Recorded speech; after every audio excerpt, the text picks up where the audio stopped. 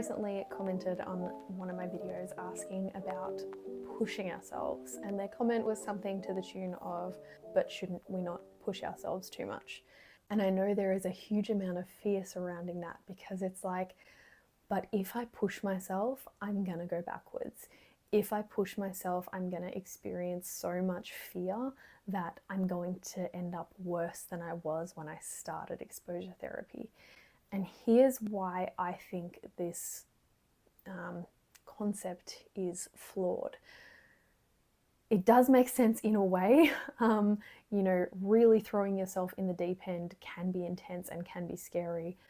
But I think that we use this idea of not pushing ourselves as a way to control the level of fear that we feel. And as long as we're trying to control the level of fear that we feel, we're ultimately going to be restricting ourselves in some way or other. And the more that restriction continues, the more our world gets smaller and smaller. And I'm sure you've found this in your own life, that the more you try and control, the more power you try to exert over all of your circumstances, the more out of control and the more powerless you feel. And the same goes for when you're trying not to push yourself and you're like, but I can't do that because it'll be pushing myself too hard. That's you just trying to control how you feel and trying to control and titrate the amount of anxiety that you feel and the amount of anxiety that you think will be tolerable. I think you and I both know that when you are in a really bad place, the amount of anxiety that is tolerable is zero. And that's why you don't want to push yourself, because you're like, I don't want to feel any worse than I already do. But everything is going to make you feel worse than you already do initially, because it's going to increase those feelings that you are trying to desperately run away from. What you need to remember is that the more you try and run away from those feelings, the closer to those feelings you're actually going to get. If you are somebody who feels really limited and really restricted by anxiety because you try so hard to limit the amount of anxiety you feel, how anxious do you actually feel on a day-to-day basis? My guess is that the answer is extremely anxious, because you can't control everything. You cannot live your life and live a expansive life in any real way if you're constantly trying to put out all the anxious fires that come up with living a life, that come up with, saying yes to a coffee date or planning a holiday or going for that new job. Like, those things are going to provoke anxiety within you, and you can avoid doing those things in order to not feel that anxiety, but something else is going to come that brings up that anxiety, and then you're going to have to say no to that, and then you're going to have to say no to that, and then you're going to have to say no to every single thing until you find yourself, figuratively like this, eyes closed, ears closed, like trying not to look at the world around you. And that's when you will find yourself saying, but I don't want to push myself. I desperately want to get out there. I desperately want to live life again, but I don't want to push myself because I'm scared that I'm going to go backwards. The idea of not pushing yourself is something that I've spoken about, though, in the sense that I don't think you should try and power your way through panic. I don't think that you should try and push your way through the discomfort and the anxiety that comes up when you are doing exposure therapy. I don't think you should force yourself and muscle your way through. But that doesn't mean that I don't think that you shouldn't do anything. What I have found most helpful is being present with what you are feeling and accepting what you are feeling and being willing to feel what you are feeling. So what that really looks like is saying yes to something that scares the shit out of you. You go to do that, you're not gritting your teeth and trying to muscle through the anxiety just to get from point A to point B. What you're actually doing is being willing to feel the discomfort every step of the way. So be willing to feel the fear that surrounds that initial agreement to do something. Be willing to feel the fear that surrounds the days that precede whatever it is you've agreed to do, and be willing to feel the fear on the way towards doing that thing. And you'll tell yourself that I'm going to have to be willing to feel the fear when I'm doing the thing.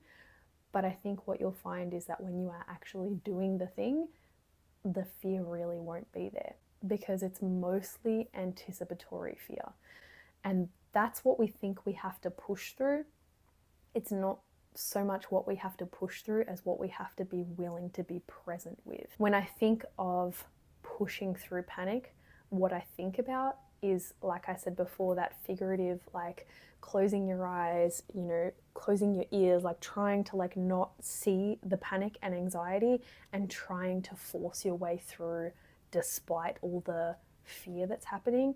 But what I actually want you to do is I want you to open your eyes, I want you to open your ears, I want you to feel those feelings and walk forward with them. Don't run, don't try and rush. I know how hard that is. What happens then is you realize that you're not so much pushing yourself as encouraging yourself.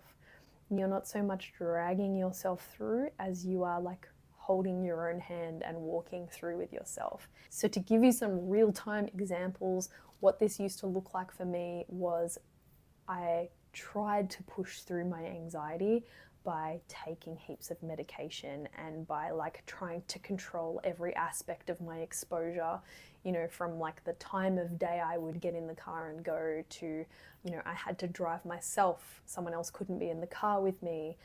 I had to be in control of where I was going and when I was leaving and how long I would stay there. And I had to try and take all this medication in order to like numb my body enough to be able to get through those sensations or to not feel those sensations. And that was all pushing. That was all like trying to push against the anxiety in order to have a life outside of the anxiety. I'll be honest, I did make some progress in that. Like I was able to get out of the house, but the cost was the relationship with my anxiety and with myself. So what happened was when anxiety did come up, when I wasn't medicated, or even like the following day when the medication wore off, I was overwhelmed with those feelings of anxiety, and I was completely flattened by like how intense everything felt. And so the days when I tried to push through and anxiety was, you know, felt overwhelming, I couldn't do it. And then that was when I felt powerless, and that was when I felt defeated.